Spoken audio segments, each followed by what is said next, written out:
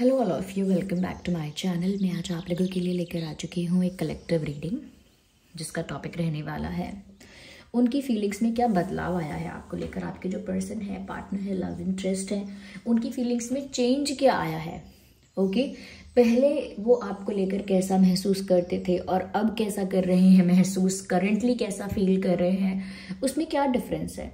उनकी फीलिंग्स में क्या चेंज है, क्या कोई रियलाइजेशन है या कुछ किसी चीज़ का डिटैचमेंट है, किसी चीज़ का अटैचमेंट है, कुछ मल्टीप्लाई हुआ है, कुछ कम हुआ है, अट्रैक्शन ज़्यादा हुआ है, कम हुआ है, इंटेंस हुआ है, in every which way possible. हम देखेंगे इसमें कि क्या बदलाव आया है आपके लव इंटरेस्ट की फीलिंग्स में, क्या फीलिंग्स पहले नहीं थी अब हैं, ये भी हम देख पाएंगे। तो ये रीडिंग व्यूअर्स जनरल है और बहुत रिक्वेस्टेड रहता है ये टॉपिक, लोग काफ़ी जानना चाहते हैं क्योंकि एक चेंज जो है, एक ट्रांसफॉर्मेशन जो है वो कहीं ना कहीं क्लैरिटी देगा। तो ये लेकिन रीडिंग जनरल है, कलेक्टिव है, हो सकता है कि आपके साथ एक्यूरेटली रेजोनेट करे, कुछ परसेंट करे, तो ओपन माइंडेड होकर सुनिएगा। जबरदस्ती अपने आप को रीडिंग में फिट इन मत कीजिएगा। I am telling you again, जबरदस्ती अपने आप को रीडिंग में फिट इन मत कीजिएगा। जितना आपके साथ रेजोनेट होता है उतना ही एक्सेप्ट कीजिएगा and leave the rest. Okay, ये रीडिंग सभी ज़ोडिएक साइंस के लिए है, हर उम्र के व्यक्ति के लिए है, टाइमलेस है। ओके, आइए चलिए देखते हैं कि उनकी फीलिंग्स में क्या चेंज आया है आपको लेकर, उनकी फीलिंग्स में क्या बदलाव आया है आपको लेकर। Let's see. Oh my God, सबसे पहला card he S of cups का कार्ड है, क्या बात है। और देखते हैं कि और उनकी फीलिंग्स में क्या चेंज आया है आपको लेकर। We need one card, ace of pentacles, interesting. और उनकी फीलिंग्स में क्या चेंज आया है आपको लेकर। We need one card at one time. देखिए, सबसे पहले जो हमारा ये एस ऑफ कप्स का कार्ड आया है ना व्यूअर्स, इसी से बहुत कुछ क्लियर हो गया। Queen of swords, okay. King of cups, क्या बात है। ये तो टॉम एंड जेरी वाला केस लगता है मुझे, आप दोनों का टॉम एंड जेरी वाला सिचुएशन कुछ ज़्यादा लग रहा है। सबसे पहली चीज़ यहाँ पर मैं आपको ये बताना चाहूँगी व्यूअर्स कि आप दोनों के बीच मुझे लगता है कि आपके पर्सन की फीलिंग्स ऐसी हुई हैं कि उनका जो प्यार है वो किंग ऑफ कप्स से एस ऑफ कप्स तक पहुंच चुका है। लाइक उनकी फीलिंग्स जो हैं वो ज़्यादा इंटेंस हुई हैं, ऐसा लगता है। यहाँ पर ये चेंज साफ साफ विजिबल है क्योंकि कार्ड्स ऐसे आए हैं। किसी को भी आप ये कार्ड दिखाएंगे, किसी भी टैरो रीडर को, आपको यही बताएंगे कि उनकी फीलिंग्स में चेंज ऐसा है व्यूअर्स कि उनका प्यार ना अब एक ऑब्सेशन तो नहीं कह सकते, लेकिन इंटेंस बहुत हो गया है। ऐसा लगता है कि अब उन्हें किसी चीज़ का डर भी नहीं है, किसी चीज़ को लेकर कोई कंफ्यूजन भी नहीं है। पूरी तरह से इनका दिल, इनका मन जानता है कि वो आपको चाहते हैं या चाहती हैं। किसी का डर या फ्यूचर में होने वाले कॉन्सिक्वेंसेस या कोई डाउट या कहीं ना कहीं किसी चीज़ को लेकर कोई हेजिटेशन, या फिर ऐसा भी हो सकता है कोई डिमांड्स, कोई कंप्लेंट्स, कोई इश्यूज, कुछ नहीं है। अनकंडीशनल लव है, अनकंडीशनल रिस्पेक्ट है अब आपके लिए इस इंसान के मन में। May be you have done something, इस बीच आपने कुछ ऐसा किया है जिस वजह से इस इंसान की नज़रों में आपका सम्मान बहुत बढ़ गया है। आपके पर्सन की नज़रों में आपकी इज्जत, आपकी रिस्पेक्ट बहुत ज़्यादा इंक्रीज हो गई है। Maybe you have done something, कुछ आपने ऐसा किया है, हो सकता है जानबूझ के ना किया हो या इंटेंशनली किया हो, कुछ भी हो सकता है, लेकिन कुछ तो आपकी तरफ से ऐसा हुआ है जिसकी वजह से इस इंसान की नज़रों में आपका सम्मान बढ़ गया। आपके प्रति प्यार जो था वो और दृढ़ हो गया, यानी और इंटेंस हो गया और स्ट्रांग हो गया। तो व्यूअर्स, ये तो अब अपना अनकंडीशनल लव आपको ऑफर कर रहे हैं क्योंकि एस ऑफ कप्स का कार्ड है। ये प्यार प्योरेस्ट है, ये जो इनकी फीलिंग्स है, ये जो इमोशन है इनके आपके लिए। Ignore the background noise of street vendors. तो यहाँ पर ये जो इनकी फीलिंग्स हैं आपके लिए व्यूअर्स, ये प्योरेस्ट है, यानी कि अभी ये जो फील कर रहे हैं आपके लिए, जो चेंज होने के बाद जो ये फील कर रहे हैं आपके लिए, वो इनकी प्योर फीलिंग्स हैं, प्योर इंटेंशंस, प्योर फीलिंग्स।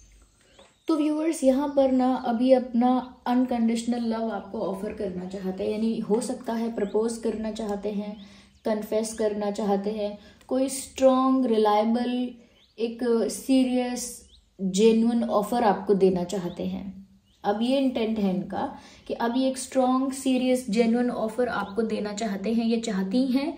मुझे लगता है कि व्यूअर्स अब ये इंसान कहीं ना कहीं पूरी तरह से प्यार में है। अगर ये रीडिंग रेजोनेट नहीं कर रही है आपके साथ तो जबरदस्ती अपने आप को इसमें फिट इन मत कीजिएगा, क्योंकि यहाँ पर कुछ चेंज इस वजह से है क्योंकि व्यूअर्स आप लोगों ने अपनी पर्सनालिटी में, अपने बिहेवियर में कोई चेंज किया, उस वजह से इस इंसान का प्यार भी बहुत स्ट्रांग हो गया।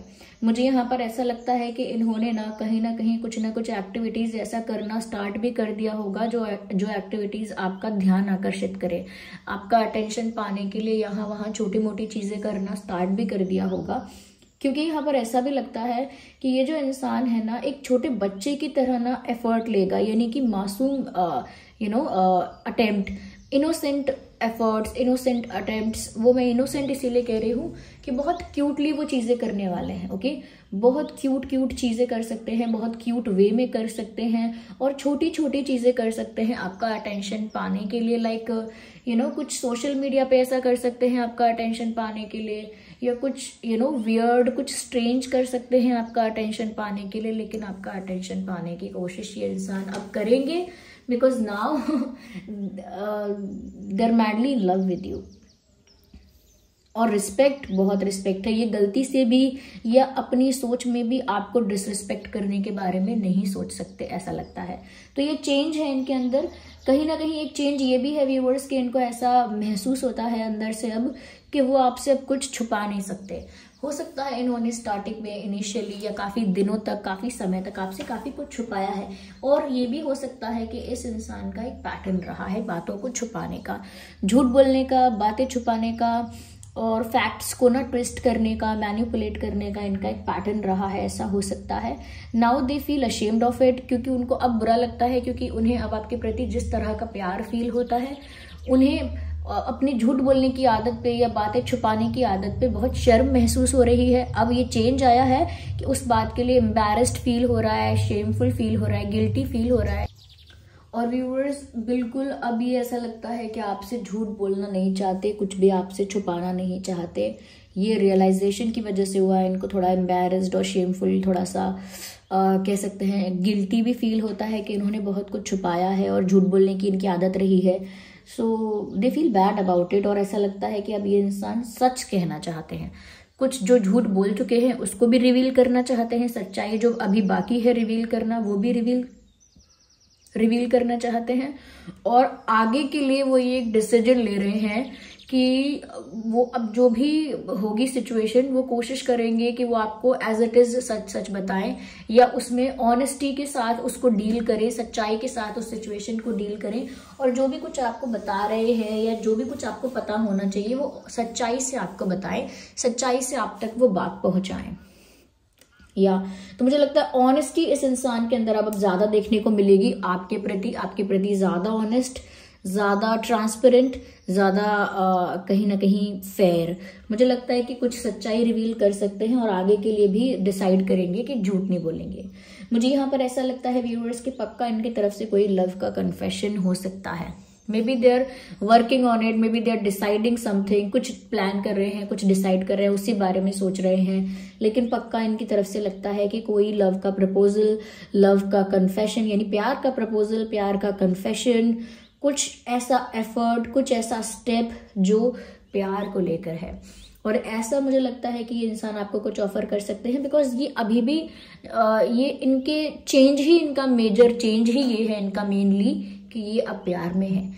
जब इंसान प्यार में होता है तो वो झूठ भी नहीं बोलना चाहता है, अपनी सारी सच्चाई भी रखना चाहता है, बच्चों की तरह एफर्ट्स लेता है, बच्चों की तरह क्यूट चीजें करके अपने पार्टनर को इम्प्रेस करता है, रिझाता है और अनकंडीशनली उससे प्यार करता है। और जो प्यार में बहुत इंपॉर्टेंट है वो है रिस्पेक्ट, वो भी करता है। तो ये सारी चीजें चेंज हुई हैं इस इंसान के अंदर। आगे और देखते हैं यहाँ पे और क्या बदलाव आया है इस इंसान की फीलिंग्स में। देखिए, ये जो रीडिंग है ये मेल फीमेल दोनों के लिए एप्लीकेबल है। तो ऐसा मत सोचिएगा कि अगर आप फीमेल्स देख रही हैं तो सोचेंगी कि अच्छा उनके अंदर ये बदलाव आया नहीं हो सकता है या हो सकता है, या मेल्स देख रहे हैं तो आप ऐसा ना सोचें कि नहीं वो ऐसा नहीं हो सकता, मैं तो मेल हूं। ये मतलब अपने ही अकॉर्डिंग, यानी कि अपनी सिचुएशन के अकॉर्डिंग ही इस रीडिंग को ना अप्लाई कीजिएगा। अगर रेजोनेट कर रही है तो उसी के अकॉर्डिंग अप्लाई कीजिएगा। सपोज मैं एक फीमेल हूं तो मैं इसीलिए ऐसे बोल रही हूँ कि वो करते हैं, वो ऐसा कर रहे हैं, वो करेंगे, लेकिन वो अगर आप फीमेल के लिए देख रहे हैं तो उसी के हिसाब से अप्लाई करना कि करेंगी, ऐसा कर रही हैं, उसी के हिसाब से अप्लाई करना। ओके, तो वैसे तो खैर मैंने बहुत बड़ी बात नहीं बताई कोई ये आई एम श्योर आप अपने हिसाब से ही अप्लाई कर लेते होंगे उसे। Okay, now they are highly scared of losing you. अब ये चेंज है, okay, that is the change है, बिगेस्ट चेंज। वो चेंज ये है व्यूअर्स कि पहले इस इंसान का बिहेवियर ऐसा था, जा रहे हो तो आप जाओ, मुझे कोई फर्क नहीं पड़ता, जो कि इनका एटीट्यूड था, जो कि इनका एक एटीट्यूड था कि मुझे कोई फर्क नहीं पड़ता, वो वाला इनका हिसाब किताब था कि आओ तो वेलकम, जाओ तो भीड़ कम, वो वाला इनका हिसाब किताब था। ज्यादा ही एटीट्यूड में ये इंसान थे। और एटीट्यूड ऐसा नहीं कि किसी को नीचा दिखाने के लिए नहीं, खुद को सुपीरियर दिखाने के लिए टैंट्रम्स और एटीट्यूड थ्रो करना। मुझे लग रहा है कि अब वो एटीट्यूड इनका मिट्टी में मिल गया है और अब इनको डर सताता है आपको खोने का, इन्हें डर अब सताता है आपके जाने का, आपके दूर हो जाने का। इस इंसान को अब डर है। Now they have fears, now they have weaknesses. Earlier उनको लगता था उनकी कोई कमजोरी नहीं है, but now they have a weakness which is they can not afford to lose you. तो उनको डर है व्यूअर्स कि कहीं वो आपको खो ना दें, क्योंकि उनका प्यार बहुत जेन्युइन है, उनका प्यार सच्चा है और अब तो अनकंडीशनल भी है। तो व्यूअर्स अब उनको डर लगता है आपको खोने से, पहले नहीं लगता था, पहले उनका एटीट्यूड ही अलग था। तो कुछ तो आपने किया है जो यहाँ कार्ड्स में अभी तक नहीं निकल कर आया, अभी आगे क्लैरिफाई हो जाएगा then I will tell you. लेकिन कुछ तो आपने ऐसा किया है, कुछ अपने पर्सनालिटी में ऐसा चेंज किया अपनी, कुछ डिसीजंस आपने ऐसे ले लिए, कुछ आपने बिहेवियर अपना चेंज कर दिया या साइलेंट ट्रीटमेंट दिया, छोटा या बड़ा कुछ तो किया आपने, जिसकी वजह से इस इंसान का दिमाग थोड़ा ट्रैक पर आ गया है। 8 and 8 मुझे यहाँ पर ऐसा लगता है किसी की विश पूरी हो रही है, because I can see 8 here। मुझे लगता है किसी ने कुछ मैनिफेस्ट किया था। Viewers, are you the one who has manifested something? ऐसा लगता है कि शायद आप ही वो हो सकते हैं जिसने कुछ मैनिफेस्ट किया था कि ये इंसान प्यार भी करे या फिर अपोलोजाइज करे या फिर वापस आ जाए या फिर आपको जस्टिस मिल जाए। कुछ ऐसा आपने प्रे कर लिया या मैनिफेस्ट कर लिया या सिर्फ चाहा। मुझे लगता है किसी की तो मैनिफेस्टेशन यहाँ पूरी हो रही है कि इस इंसान को आपसे इतना प्यार हो रहा है, ये इंसान आपको खोने से डर रहा है। मुझे लगता है किसी की तो इच्छा पूरी हो रही है। ओके, दूसरी चीज मुझे यहाँ पर ये भी लग रही है व्यूअर्स कि पहले ये कहीं ना कहीं मतलब प्यार के लिए ना एफर्ट लेने में, मेहनत करने में, हार्डवर्क करने में, स्ट्रगल करने में, सफर करने में हिचकिचाते थे। इनको लगता था कि मैं अपने प्यार के लिए, इमोशंस के लिए, फीलिंग्स के लिए मैं ये सब करूँगा या करूँगी, मुझे ये सब करना चाहिए कि नहीं करना चाहिए, ज़्यादा तो नहीं हो जाएगा, ओवर हो जाएगा, लोग मुझे जज करेंगे, मेरे बारे में गॉसिप होगी एंड ऑल दैट। तो उनको ना दुनिया का भी डर था, दुनिया का भी डर इनको रहा है। इस वजह से इस इंसान ने ना जो एफर्ट सच में लेना चाहिए उतना एफर्ट लिया नहीं, क्योंकि उनको हमेशा ऐसा लगता रहा कि एफर्ट लेने से पीछे हटे ये, यानी कि जहां ज्यादा एफर्ट लेना था, ज्यादा पापड़ बेलने थे, वो वहां से पीछे हट गए थे पहले ये। लेकिन अब लगता है कि ये एफर्ट लेने के लिए भी तैयार हैं, स्ट्रगल करने के लिए, सारे तरह के पापड़ बेलने के लिए तैयार है। Now they are ready, now they are prepare कि अब मैं सब करूंगा, सब करूंगी आपको पाने के लिए या आपको अपने जीवन में बनाए रखने के लिए। Now they will do everything. अगर आपको पाने के लिए इन्हें अपने करियर में अच्छा करना पड़ेगा तो वो भी करेंगे, अगर आपको पाने के लिए सक्सेसफुल बनना पड़ेगा, फाइनेंशियली ज्यादा स्ट्रांग होना पड़ेगा तो वो भी करेंगे। Now they will do everything okay to have you, या फिर कुछ और डिफरेंट करना होगा, they will do it. Okay, oh my God, क्या बात है व्यूअर्स। ये तो आप ही के लिए अच्छा है।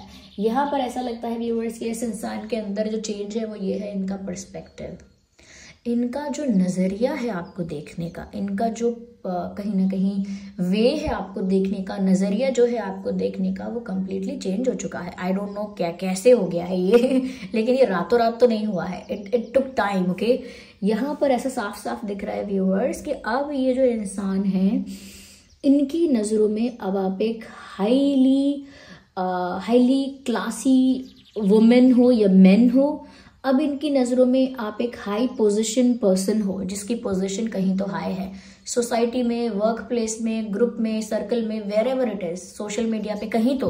ओके, जिसकी हायर पोजीशन है, जो बहुत अट्रैक्टिव है, गुड लुकिंग है, चार्मिंग है, अपनी लाइफ में सेटिस्फाइड है, कंप्लीट है, उसे किसी चीज की कोई कमी नहीं है, वो अपने आप को प्यार करता है यानी सेल्फ लव करता है या करती है, सेल्फ रिस्पेक्टिंग है, ओके, और साथ ही साथ पॉजिटिव है, साथ ही साथ ऐसा भी लगता है कि इंडिपेंडेंट है।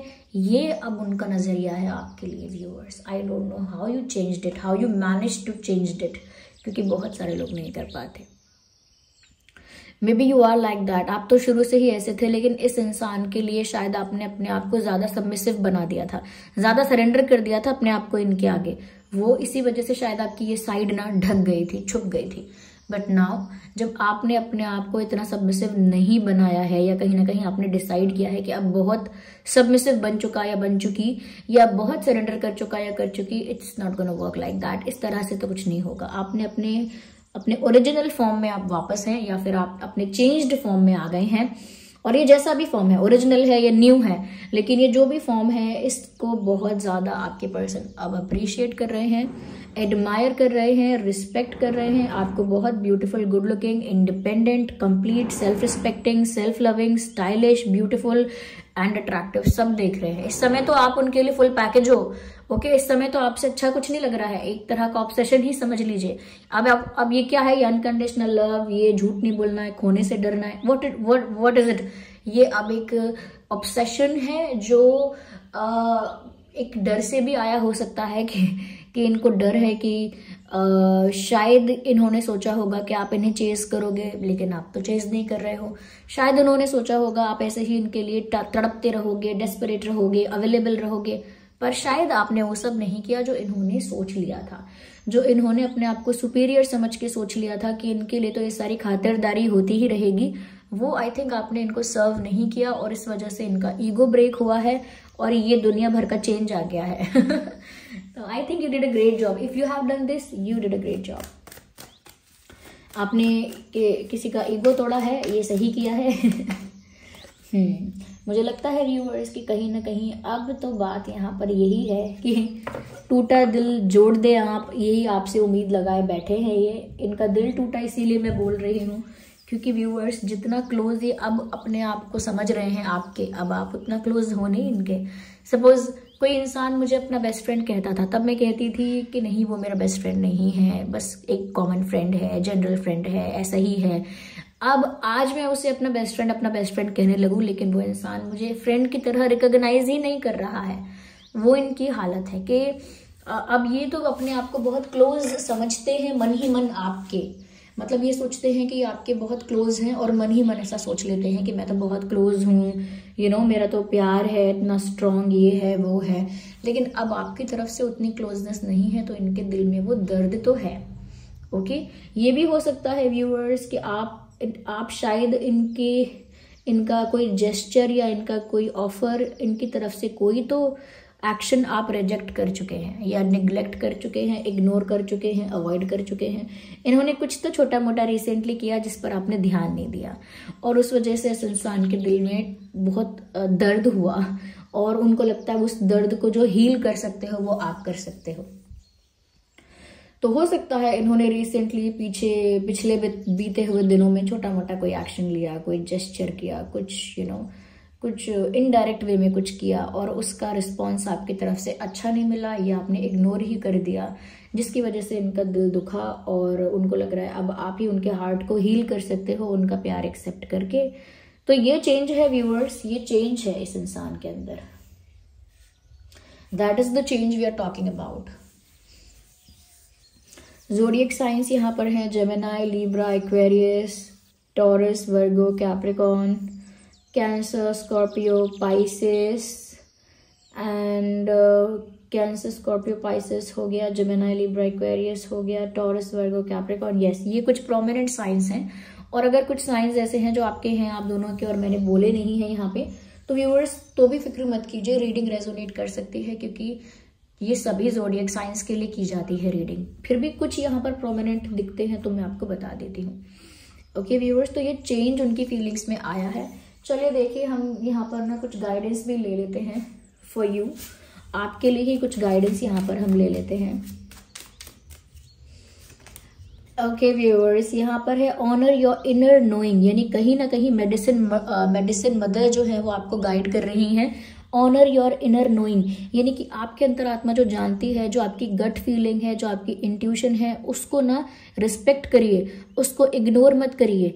आपकी जो इनर फीलिंग है, आपकी जो इंट्यूशन है, वो आपको सही गाइड करती है, हमेशा आपको सही बात के लिए इंडिकेट करती है। लेकिन क्योंकि आप उसे इग्नोर करते हैं, you always and up getting in trouble, आप हमेशा कहीं फंसते हैं। तो इसीलिए अपनी ना इनर फीलिंग को ज़्यादा रिस्पेक्ट कीजिए, ज़्यादा सुनिए, उसको अवॉइड ना करें। ओके, सेकेंड मैसेज है लर्न फ्रॉम स्पिरिचुअल एक्सपीरियंसेस। ये ग्रेट टीचर का कार्ड है। वो कह रहे हैं आपके जो स्पिरिचुअल एक्सपीरियंसेस लाइफ में हुए हैं उन्हीं को सीखकर आप आगे के स्टेप्स लीजिए, आगे का प्लान कीजिए, आगे का विजन, आगे का गोल उन्हीं बेसिस पर बनाइए जो लेसन आपको सीखने को मिला आपके पास्ट स्पिरिचुअल एक्सपीरियंसेस की वजह से। Okay, let's take the last card from this deck.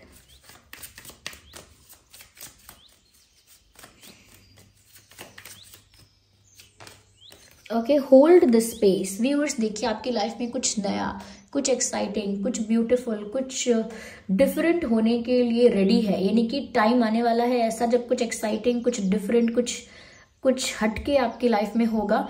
लेकिन उस चीज़ को एक्सेप्ट करने के लिए ना आप प्रिपेयर हो, ना उस चीज़ को एक्सेप्ट करने के लिए आपकी लाइफ में इनफ स्पेस है, आपके दिमाग में इनफ स्पेस नहीं है उसके लिए। कहने का मतलब ये है प्रिपरेशन नहीं है। लाइफ में अगर अभी कोई चेंज आ जाए, आपके जीवन में अभी कोई चेंज आ जाए, तो उसको एक्सेप्ट करने के लिए या उसको कहीं ना कहीं वेलकम करने के लिए आप प्रिपेयर ही नहीं हो। मेंटली भी नहीं हो, इमोशनली भी नहीं हो, इन एनी वे आप प्रिपेयर नहीं हो। तो आप प्रिपेयर हो जाओ, वो प्रिपरेशन रखो कि आपकी लाइफ में कोई चेंज भी आ सकता है और अच्छा चेंज आ सकता है। Okay, so this was the reading. I hope ये रीडिंग आपके लिए हेल्पफुल और रिलेटेबल रही है। अगर इस रीडिंग ने आपको थोड़ा भी गाइड किया, हेल्प किया, वीडियो को लाइक करें, कमेंट करें, शेयर करें, सब्सक्राइब करें, बेल आइकन को प्रेस करें और कमेंट करके बताएं कितने % रीडिंग रेजोनेट करती है, हेल्पफुल है कितने %। साथ ही साथ व्यूअर्स, आप लोग कमेंट करके आप अगर क्लेम करना चाहते हैं रीडिंग, तो रीडिंग क्लेम करें, एंजल नंबर टाइप करें और रीडिंग क्लेम करें। और जिन पर भी आपका फेथ है, विश्वास है, कमेंट्स में उन्हें थैंक यू लिखें, ग्रैटिट्यूड शो करें। ओके, चलिए फिर मिलते हैं अगली रीडिंग में। तब तक के लिए bye bye family, love you all, take care.